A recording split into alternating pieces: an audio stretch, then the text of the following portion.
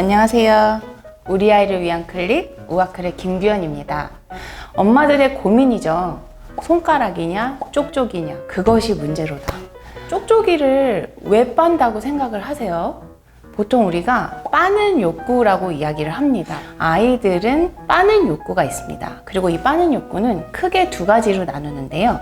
하나는 영양학적 빠는 욕구고 또 하나는 비영양학적 빠는 욕구입니다. 그래서 영양학적 빠는 욕구는 수유를 하기 위해서 아이들이 엄마의 젖을 빠는 그러한 욕구를 의미를 하고요. 비영양학적인 빠는 욕구는 바로 정서적인 안정을 위해서 빠는 욕구를 충족을 하게 되는 거죠.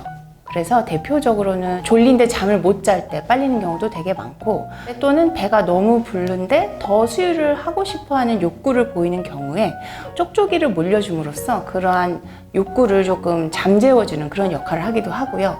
백신을 맞거나 어떠한 이유로 피검사를 했을 때 이 통증에 대한 감정들을 조금 가라앉혀주는 역할을 합니다. 이 욕구는 시간이 지날수록 감소하게 됩니다. 특히 만 2세에서 만 4세 사이에 이 욕구는 굉장히 급격하게 감소를 하기 시작하는데요. 그 이유는 아이들이 몸과 마음을 자기가 조절할 수 있는 능력이 조금씩 생기고, 또 이제는 이 세상에서 손가락을 빠는 것, 어떠한 것을 빠는 것보다 더 재밌고 신나는 것들이 많다라는 것을 알게 되기 때문이죠.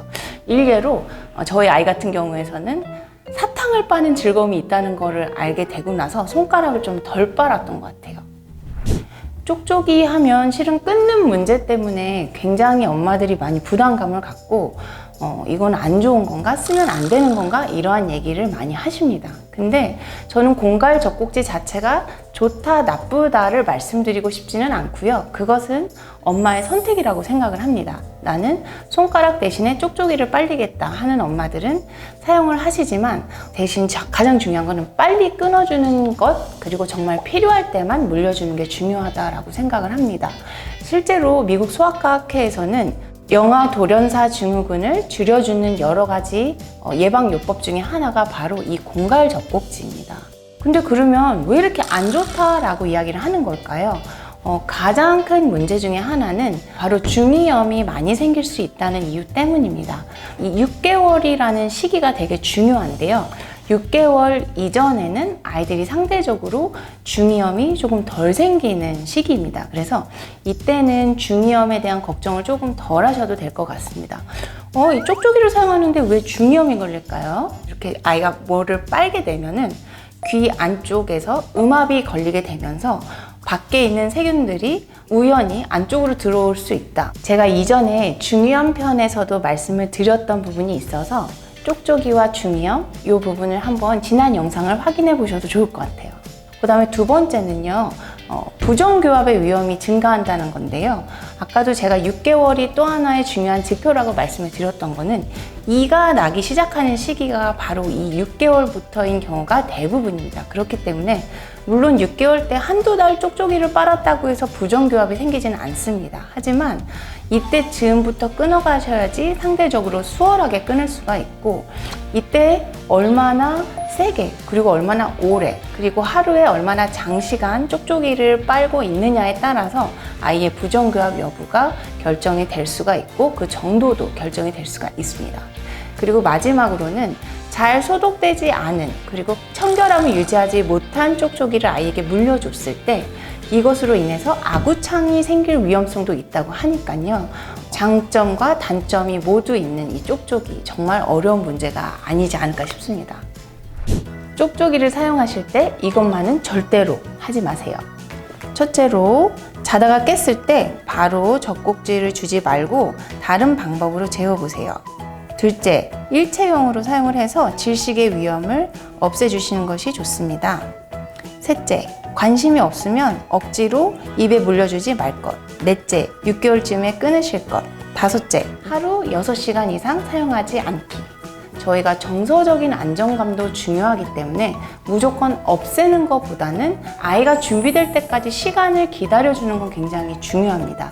하지만 미국 소아치과학회에서도 권장하고 있는 것은요, 늦어도 만 3세까지는 이 쪽쪽이를 끊는 연습을 시작을 해라 라고 이야기를 하고 있습니다. 그렇기 때문에 아이가 조금 더 독립된, 그리고 아가의 모습을 갖지 않는 아이로 준비시켜 주시는 것도 되게 좋을 것 같습니다. 그러면 어떻게 졸업시키느냐가 굉장히 궁금해 하실 것 같아요. 근데 이 부분에서 가장 중요한 것은 실은 이거는 어떤 연령이든 상관없이 아이가 언제 공갈 젖꼭지를 많이 찾고 언제 빨고 싶어 하는지, 왜 빨고 싶어 하는지를 아는 것, 그리고 그것에 대해서 대안을 마련해 줄 수 있는 게 가장 중요하다고 생각합니다. 만약에 아이가 좀 졸려할 때 젖꼭지를 많이 찾는다, 그런 경우에서는 노래를 불러주신다거나 아이에게 엄마 목소리로 어떠한 이야기를 들려주신다거나 아이가 그 순간을 넘길 수 있는 엄마의 요법을 찾으시면 좋을 것 같고, 저희 아이는 첫째가 조금 손가락을 오래 빨았는데 그 친구도 만 3세쯤에 끊었어요. 근데 제가 어떻게 이것을 끊게 했냐면 진짜로 입이 못생긴 여자 언니들 또는 인형들의 사진을 아이에게 계속 보여줬습니다. 너 손가락 이렇게 빨면 이렇게 된다 입이? 그러면서 아이로 하여금 이렇게 손가락을 빨았을 때 자기에게 어떠한 안 좋은 점이 일어날 수 있는지를 충분히 숙지시켜 주시는 것이 굉장히 중요합니다. 그리고 가장 중요한 것 중에 또 하나는 필요한 것 한두 개만 잘 숨겨 놓으시고 나머지는 없애주시는 것이 좋습니다. 그래서 최대한 눈에 안 보이게, 눈에서 멀어지면 마음에서 멀어집니다. 그리고 아이가 공갈 젖꼭지를 사용하는 빈도도 줄이고 시간도 같이 차근차근 줄여가는 것. 예를 들어서 나 오늘 술을 끊을 거야, 담배를 끊을 거야. 한 번에 단칼에 할 수 있는 사람도 있지만 조금씩 줄여나가야지 더 효과적으로 하실 수 있는 분들도 있습니다. 제 생각에는 쪽쪽이는 조금씩 단계를 줄여가시는 게 더 좋을 것 같아요. 미국 아이들은 의식을 많이 한다라고 해요. 그래서 공갈 젖꼭지를 끊는 의식이 있대요. 쪽쪽이 요정이 있다라고 이야기를 많이 한다라고 합니다. 그래서 아이와 계속 대화를 하고 아이가 준비가 됐을 때 너가 준비되면 엄마한테 얘기해. 오늘 요정 불러줄게. 그래서 그날 요정이 밤에 찾아오면 선물을 대신 놔두고 쪽쪽이를 가져가는 거죠. 이러한 방법, 재밌는 방법들을 많이 찾아보시면 좋을 것 같고요. 이 모든 것 중에서 가장 중요한 것은 부모의 정신적인 지지입니다. 그래서 아이가 덜 찾았을 때 굉장히 칭찬을 많이 해주고 아이가 좋아하는 음식을 만들어주고 조금 더 놀아주고 하는 식으로 포지티브 보상을 많이 해주게 된다면 아이들도 신이 나서 더 잘 끊어갈 수 있을 거라고 생각이 됩니다. 육아에 대해서 늘 생각을 해보면 모든 것은 동전의 양면 같습니다. 이것이 좋으면 저것이 나쁘고 쪽쪽이도 정답은 없는 것 같아요. 우리 엄마가 대신에 쪽쪽이만큼의 욕구를 채워줄 수 있는 사랑을 주는 게 더 중요하다고 생각합니다. 오늘 내용이 유익하고 좋으셨다면 구독 그리고 좋아요를 꼭 눌러주시고요. 저는 다음 편에서 또 뵙도록 하겠습니다. 감사합니다.